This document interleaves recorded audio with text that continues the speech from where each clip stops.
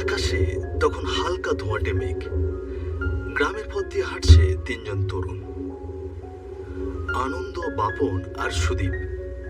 শহর থেকে তারা ট্রেনে আসেনি, তারা এসেছে বাসে। তারপর হেঁটে হেঁটে তাদের গন্তব্যে যাচ্ছে। তাদের উদ্দেশ্য আনন্দের মামার ফেলে যাওয়া পুরনো বাগান বাড়িতে দু একদিন কাটাবে। শখের পিকনিক, একটু ঘুরে বেড়ানো আর পুরনো দিনের গল্পে জড়ানো এক সন্ধ্যা। এই রাস্তা ধরে আর কিছু দূর গেলেই বাড়িটা পড়বে। মামা থাকতে তো কতবার এসেছি। আবহাওয়াটা কেমন সুন্দর দেখ, বাতাসে পাতাগুলো কেমন কাঁপছে, কি সুন্দর লাগছে। এই আনন্দ, ওখানে কি সব ব্যবস্থা করা হয়েছে? আমার মামা কেয়ারটেকারকে সব বলে দিয়েছে রে, চল তোরা আগে। তারা হাঁটতে হাঁটতে একসময় পৌঁছয় একটা লাল ইটের ঘন গাছপালায় ঘেরা পুরনো বাগান বাড়ির সামনে। দরজার পাশে একটা পাথরের নেম প্লেট ঝাপসা হয়ে গেছে, শ্রীযুক্ত পরেশ চক্রবর্তীর বাসভবন। ভবনের রং মলিন, জানালাগুলোতে ধুলোর স্তর, কিন্তু ছাদ ঠিকঠাক আছে। একটু দূরে একটা আম গাছ, আর সামনের উঠানে জং ধরা চেয়ার। সবই যেন সময়ের সঙ্গে লড়ছে। এই বাড়িটা দেখেই তো গায়ে কাটা দিচ্ছে রে। ভেতরে কি ঢুকবো? ভয় পাচ্ছিস? হায়, কেয়ারটেকারকে ডাকি। আনন্দ দরজায় টোকা দেয়। কিছুক্ষণ পর একজন বৃদ্ধ লোক দরজা খোলে। আনন্দ চিনতে পারে উনি হরিনাথ, যিনি অনেকদিন যাবৎ এই বাগান বাড়িটা দেখাশোনা করছেন। আনন্দকে দেখে হরিনাথ বলতে লাগলো, আনন্দবাবু, আপনি আনন্দবাবুই তো? হ্যাঁ কাকা, মামার কাছে শুনেছিলাম আপনি এখানে এখনো আছেন। আমরা একটু থাকতে এসেছি। কটা দিন এখানে থাকবো। কেয়ারটেকার হরিনাথ কাকা চুপচাপ লোক, অত বেশি কথা বলেন না। তবে চাবির গোছা হাতে নিয়ে ওদের ভেতরে নিয়ে গেলেন। ঘরের ধুলো ছেড়ে হালকা করে বিছানা পেতে দিলেন। ভেতরে ঢুকে বন্ধুরা দেখে একটা বড় ড্রয়িং রুম, কাঠের পুরনো সোফা, দেওয়ালের ফ্রেমে পুরনো ছবি। ঘরের জানালা দিয়ে খুব সুন্দর ঠান্ডা বাতাস আসছে। আরে কি দারুণ বাতাস ঢুকছে জানলা দিয়ে। আমার তো মনে হয় আজ এখানেই একটু পিকনিক হয়ে যাক। একদম ঠিক বলেছিস সুদীপ, আর পিকনিক মানেই তো মুরগি। চল চল, বাজার থেকে একটা বড় মুরগি কিনে আনি। কিন্তু বাজার তো এখানে চিনি না, কোন দিকে বাজার বসে? কাকু, আপনি তো পুরনো মানুষ, বলুন তো এইদিকে কোথায় মুরগির বাজার বসে? বাজার তো বসে ওই জঙ্গলের ধার দিয়ে গেলে বাঁ দিকে একটা পুরনো হাট আছে। বিকেলের আগে গেলেই ভালো। আরে বাহ, চল চল, আমরা এক্ষুনি যাই। কিন্তু একটা কথা বলে দিচ্ছি, আজ বাদলা রাত, সন্ধ্যার পর ওই হাটের দিকে মারিও না। কেন কাকু, ভূত টুতের ভয় নাকি? সাবধান করলাম, আমি তো কয়েকদিনের ছুটিতে বাড়ি যাচ্ছি, তোমরা সাবধানে থেকো। হরিনাথ কাকা ভেতরে না বলা কথা রেখেই বেরিয়ে গেলেন। ওর চোখে যেন একটা অদ্ভুত আশঙ্কার ছায়া। বন্ধুরা হালকা হাসাহাসি করে কথাটা কেউ পাত্তা না দিয়ে আবার নিজেদের মধ্যে ব্যস্ত হয়ে পড়ে। ঘরের ভেতর বাতাস ধীরে ধীরে ঠান্ডা হতে থাকে।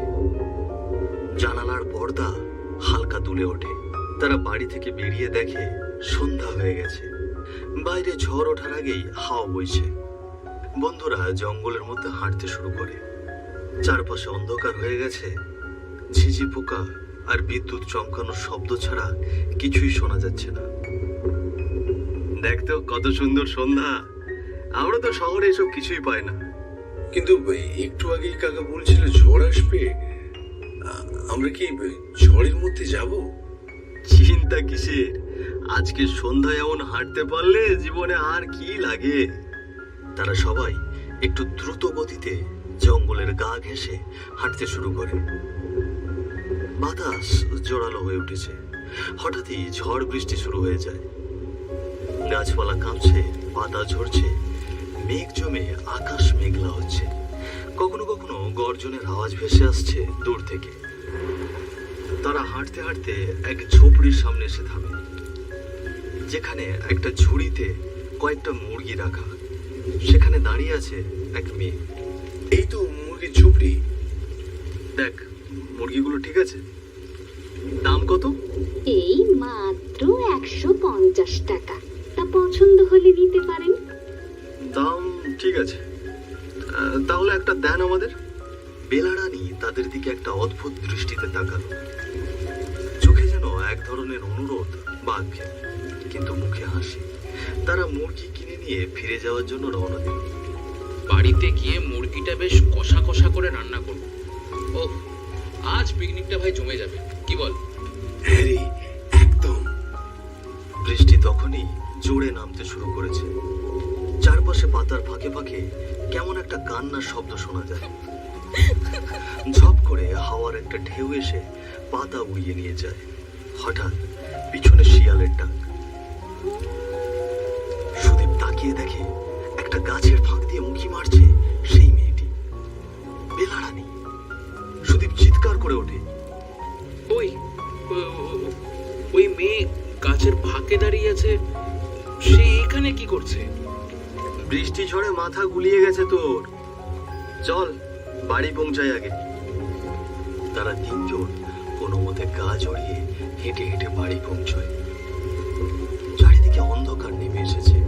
দরজা খুলতেই চারপাশে নিস্তব্ধতা, কেউ নেই, শুধু বাতাসে জানালার কাঁচ ঠক ঠক করছে। তারা ঘরে ঢুকে খাঁচাটা মেঝেতে রাখে। আলোটা দিই। টিক করে লাইট জ্বলে ওঠে। লাইট জ্বালাতেই তারা দেখে মুরগিটা খাঁচা থেকে বের হয়ে গেছে। এটা দেখে তারা বেশ অবাকই হয়ে যায়। কিরে, কি ব্যাপার? আরে মুরগিটা বের হলো কিভাবে? সেই মুহূর্তেই একটা ভয়ঙ্কর বিজলি চমকালো। সঙ্গে সঙ্গে ঘরের আলো নিভে গেল। জানালা দিয়ে শিয়ালের হুঙ্কার আসছে। ঘরটা গাঢ় অন্ধকারে ঢেকে গেল। বাইরে বৃষ্টির শব্দ, বাতাসে জানলা থরথর করে কাঁপছে। কিছুক্ষণ পর আবার আলো জ্বলে উঠল। আর আলো জ্বলতেই তারা দেখলো তাদের সামনে দাঁড়িয়ে আছে বেলারানীর ভয়ঙ্কর আত্মা। তার শরীর জ্বলন্ত, পোড়া পোড়া দাগে ভরা। কিছু জায়গা পুড়ে গেছে, মাংস খুপলে গেছে।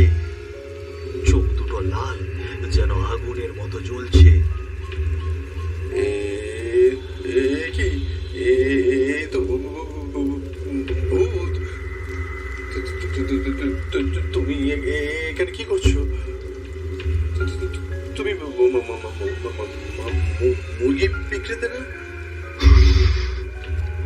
আমি তোদের কাউকে বাঁচতে দেব না। তোরা শহর থেকে এসেছিস না, তোদের কারও বাঁচার অধিকার নেই। তোরা সবাই মরবি। তুমি কেন আমাদের মারতে চাচ্ছ? তোমার এই অবস্থা কে করেছে? তুমি তো ঠিকই ছিলে। বেলারানী ধীরে ধীরে সামনে এগিয়ে এলো। তার গলা থেকে বেরোলো, তোদের মতনই কিছু শহরের ছেলে আমার জীবনটাকে নষ্ট করে দিয়েছে। শুনতে চাস? তাহলে শোন। সন্ধ্যার পর কুসুমপুর বাজার বন্ধ হয়ে গেছে। দোকানপাটগুলোর শাটার নামানো, চারপাশ অন্ধকার। ঝিরঝিরে বৃষ্টি পড়ছে। রাস্তার একপাশে বেলারানীর ছোট্ট দোকান, মুরগি আর ডিমের ছোট ব্যবসা। সে দোকানে বসে ভেজা কাপড় গায়ে দিয়েও চেষ্টা করছে কিছু বিক্রি করার। মিলন, সঞ্জয় আর দীপক হাতে মদের বোতল, মুখে উল্টো পাল্টা কথা। সালা কি ঠান্ডা পড়েছে রে? আরে এখানে গ্রামের ঠান্ডা, বেচার ডাক, ঝিঝি পোকার সঙ্গীত, এটাই তো গ্রামের মজা রে। ওই সামনে দেখ, দোকানের ঝুড়িতে মুরগি রাখা। মাংস হলে কি জমে না আজ রাতটা? হ্যাঁ, খুব তো বলেছিলি মুরগি খাওয়াবি। যা কাজ কর। তারা তিনজন দোকানের দিকে এগিয়ে যায়। বেলারানী তখন ঝড় বৃষ্টির মধ্যে খদ্দের দেখে বেশ খুশি হয়। ও দাদা, মুরগি লাগবে? এই যে বড় বড় মুরগি হবে, এইগুলোতে মাংস খুব ভালো হবে। বাহ, ওইটা দাও তো, একেবারে বড় একটা দাও। কেজিতে কত যাবে দাও? এই 2 কেজির কাছাকাছি হবে। দাম পড়বে মাত্র 400 টাকা। কাটবো? কাটা লাগবে না দিদি, তাজা মুরগি নিজেই কাটবো। বেলারানী মুরগি এগিয়ে দেয়। তারা মুরগি হাতে নিয়ে পিছন ফিরে হাঁটতে থাকে। কিছু না বুঝতে পেরে বেলারানী ডাকতে থাকে, ও দাদা, টাকাটা? টাকা? কি বললি?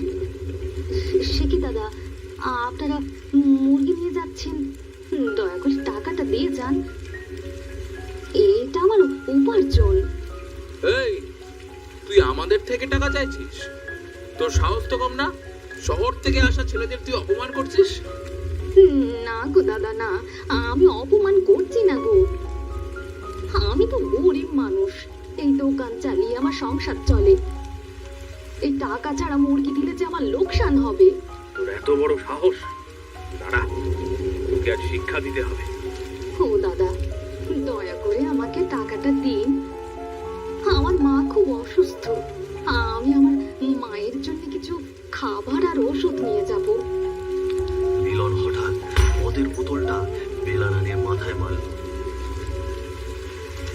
বিকট শব্দে বোতলটা ভেঙে গেল, মাথা থেকে রক্ত গড়াতে শুরু করলো। বেলারানী চিৎকার করে মাটিতে লুটিয়ে পড়ল। ও মাগো, বাবা গো, রক্ত পড়ছে, রক্ত।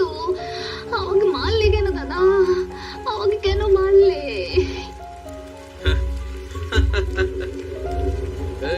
এখন একদম চুপ, আর সাহস করে কোনো কথা বলবি না। ও দাদা, আমি তো তোমার বোনের মতো দাদা, আমাকে আর মেরো না দাদা, আমাকে আর মেরো না। আমার ভুল হয়ে গেছে দাদা, আমার ভুল হয়ে গেছে। আমাকে তুমি মাফ করে দাও, আমাকে তুমি মাফ করে দাও। হঠাৎ দোকানের ভাঙা হ্যারিকেন মিলনের হাতের ধাক্কায় উল্টে পড়ে বেলারানীর কাপড়ে। আগুন ধরে যায় কাপড়ে, তারপর তা লেগে যায় বেলারানীর সারা গায়ে। সে ছটফট করে চিৎকার করতে থাকে, ও মাগো, বাঁচাও, বাঁচাও, আগুন, আগুন, আমার গা পুড়ে যাচ্ছে, আমার গা পুড়ে যাচ্ছে, মা, মা, মা। তুই জানিস আমরা কে? তুই না জেনে আমাদের সঙ্গে খারাপ ব্যবহার করেছিস, তাই এটা তোর শাস্তি। ও দাদা গো, আমার ভুল হয়ে গেছে দাদা, আমার ভুল হয়ে গেছে। আমাকে মাফ করে দাও দাদা, আমাকে মাফ করে দাও। আমার গায়ে জল দাও তোমরা, আমার গায়ে জল দাও। আমি মরে যাচ্ছি, মরে যাচ্ছি আমি। বাঁচাও, বাঁচাও। ভুল? সেটা তোর আগে ভাবা উচিত ছিল। কত বড় সাহস! আমাদের দেখে পুরো গ্রাম ভয় পায়, আর তুই আমাদের থেকে টাকা চেয়েছিস। মর, এবার মর তাহলে। ভগবানের দোহাই লাগে, তোরা বাঁচতে পারবি না, তোরা আর বাঁচতে পারবি না। আমার শরীর পুড়ে যাচ্ছে, আমার শরীর পুড়ে যাচ্ছে। ও ভগবান, আমি মরে গেলাম, আমি মরে গেলাম। বাঁচাও, বাঁচাও। দৌড়ো, কেউ দেখে ফেললে বিপদ হবে। তারা তিনজন দৌড়ে অন্ধকারে মিলিয়ে যায়। বৃষ্টি ঝরতে থাকে। আগুনের মধ্যে বেলারানীর আর্তনাদ ধীরে ধীরে স্তব্ধ হয়ে যায়। পেছনে পড়ে থাকে পোড়া দোকান, পুড়ে যাওয়া শরীর। আগুনে পুড়ে বেলার শরীর থেকে মাংস খসে খসে পড়ছে, একদম কালো ছাই হয়ে গেছে সব। বৃষ্টির রাতে দোকানটা নিভে গেল, কিন্তু বেলারানীর সে আর্তনাদ হারিয়ে গেল না। পুড়ে যাওয়া ওই চোখ দুটো থেকে জন্ম নিল অভিশাপ, যে অভিশাপ ফিরবে আজ অনেক বছর পর। ঘরের ভেতর কাঁপা আলো জ্বলছে, জানালার ফাঁক দিয়ে হালকা বাতাস ঢুকছে।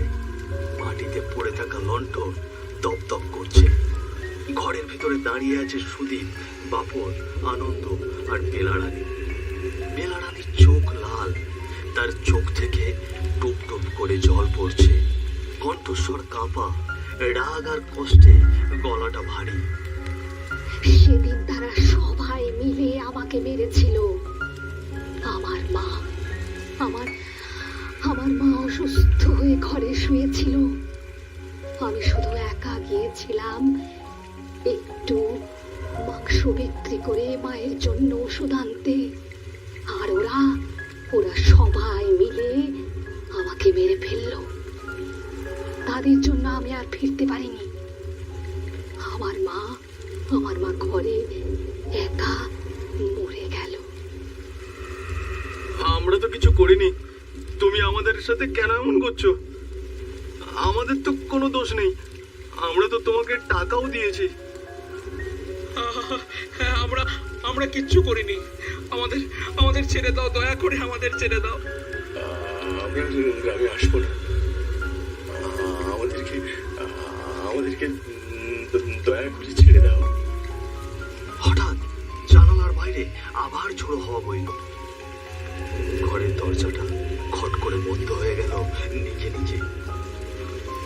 দয়া করো আমাদের, দয়া করো, আমরা তো ওদের মতো না, আমরা তো তোমাকে মেরে ফেলিনি। চুপ কর তোরা সবাই এক। তোদের গায়েও শহরেরই রক্ত বইছে। তোদের আর বাঁচতে দেব না, আমি বাঁচতে দেব না। আজ তোদেরকে মেরেই আমি আমার আত্মার শান্তি দেব।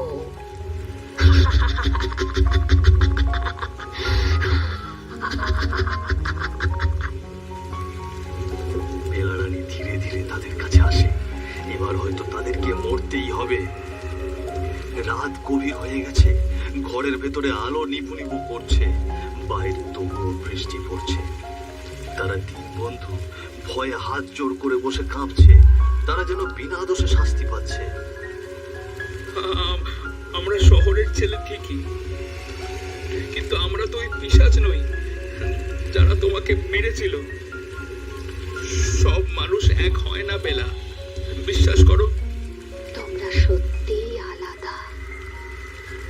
ভয় দেখিয়ে আমি বোঝাতে চেয়েছিলাম কষ্ট কাকে বলে।